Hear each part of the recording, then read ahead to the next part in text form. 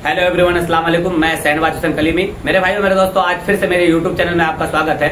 आप अगर पहली बार आए हैं तो चैनल को सब्सक्राइब कर लीजिए और अगर पहले से कर लिए हैं तो आपका बेहद शुक्रिया। तो मेरे भाइयों मेरे दोस्तों, आप वीडियो छोड़कर जाइएगा नहीं। आज मैं आपको इस वीडियो में स्टेप बाय स्टेप 5 खबर बताने की कोशिश करूंगा और वो बहुत बड़ी बड़ी खबर होगा। मेरे भाइयों मेरे दोस्तों, आप वीडियो में बने रहिए। और मैं सबसे पहला खबर आपको बताना चाहूंगा कि आरजेडी पार्टी को किशनगंज डिस्ट्रिक्ट में बहुत बड़ा झटका लगा है।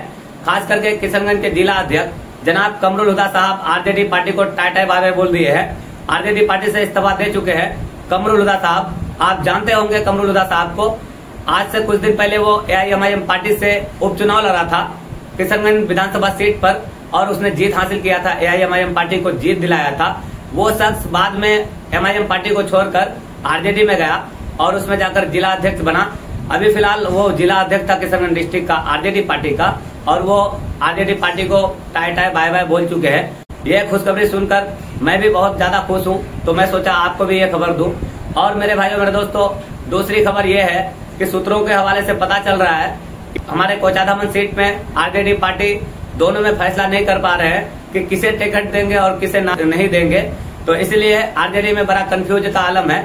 आरजेडी पार्टी बड़ा घबराया हुआ बौखलाया हुआ है, खास करके कोचाधामन का फैसला वो लोग कैसे ले। और तीसरी खबर मेरे भाइयों मेरे दोस्तों के समस्तीपुर में बहुत सारे आरजेडी के बड़े बड़े कार्यकर्ता अपने पूरे टीम के साथ AIMIM पार्टी को ज्वाइन किया है, जो कि आरजेडी को टाटा बाय बाय बोलकर AIMIM पार्टी को अपनाया, AIMIM पार्टी का समर्थन किया और AIMIM पार्टी की सदस्यता हासिल की। और मेरे भाइयों मेरे दोस्तों, चौथी खबर आप लोगों को बताना चाहूंगा। तेज प्रताप यादव और अख्तरुल इमान साहब का बातचीत तकरीबन हो रहा है और चंद्रशेखर आजाद से भी बात अभी हो रही है।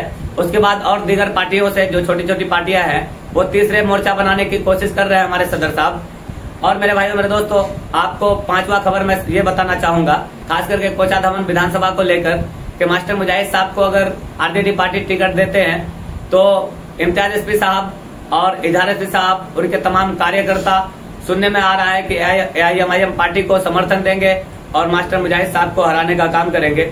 और आरजेडी पार्टी अगर वहीं पर इजहार एसपी साहब को टिकट देते हैं तो मास्टर मुजाहिद साहब AIMIM पार्टी को सपोर्ट करेंगे और AIMIM पार्टी को जीत दिलाने के लिए हर मुमकिन कोशिश करेंगे। इससे हम लोग बहुत मजे लेने वाले हैं और बहुत खुशी का माहौल होगा। चाहे जो भी फैसला होगा हम उसमें खुश रहेंगे, हमें दुखी होने की कोई जरूरत नहीं है।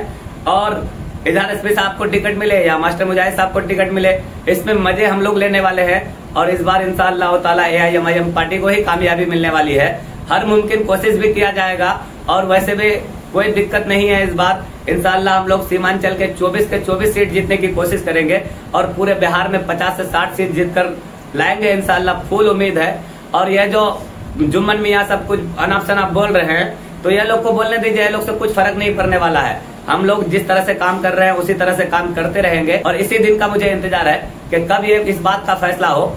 मुझे लगता है जितना मास्टर मुजाहिद साहब को और इजहार एसपी साहब को जितना इंतजार नहीं है उन दोनों के टिकट का फैसला होने का, उससे ज्यादा आपको और हमें है।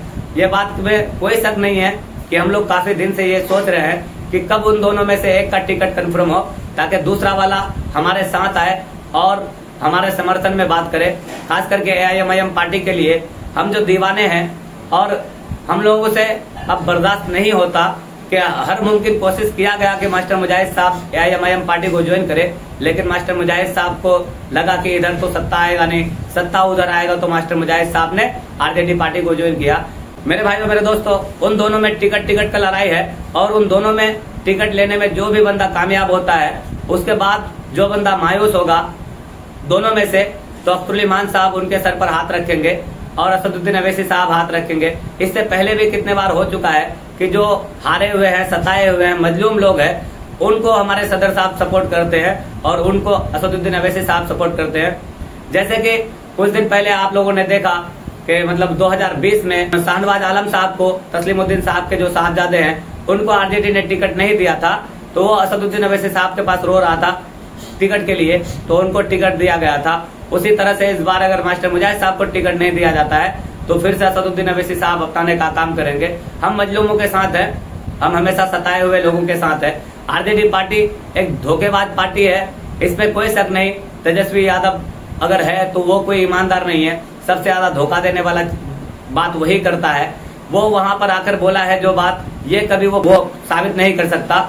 और मेरे भाइयों मेरे दोस्तों, आरजेडी पार्टी एक ऐसी पार्टी है जो सिर्फ अपने फायदे के बारे में सोचता है और किसी का फायदा नहीं देखता है। आप लोग इस बात को मानिएगा। आप अगर मान के चलिए उसका अगर सरकार भी आ जाएगा तो उनसे आपको और हमें कोई फायदा नहीं होने वाला है, जब तक कि हमारा कोई AIMIM पार्टी से जीत कर ना जाए। AIMIM पार्टी से जो भी जीत कर जाएगा वो हमारा बात करेगा। आरजेडी पार्टी कभी खुलकर नहीं बोल सकता, क्योंकि उनको दोनों का वोट चाहिए। वो हमेशा ये सोचेंगे कि अगर हम इनके तरफ से ज्यादा बोलने लगे तो हमारा हिंदू भाई नाराज हो जाएगा। लेकिन असदुद्दीन अवैसी साहब कभी ये नहीं सोचता कि हम अगर हिंदू भाई के लिए आवाज उठाएंगे तो मुसलमान नाराज हो जाएगा, या मुसलमान के लिए आवाज उठाएंगे तो हिंदू भाई नाराज हो जाएगा। ऐसा असदुद्दीन अवैसी साहब कभी नहीं सोचते हैं, और अख्तरुल ईमान साहब कभी नहीं सोचते हैं। हक के लिए हमेशा आवाज उठाना उनका सिद्धांत है, और वही करना, और बहुत सपोर्ट मिलेगा, और मुझे वीडियो बनाने का मन करेगा, लगन से काम करूंगा। तो आज के लिए इतना ही। अस्सलाम वालेकुम, खुदा हाफिज।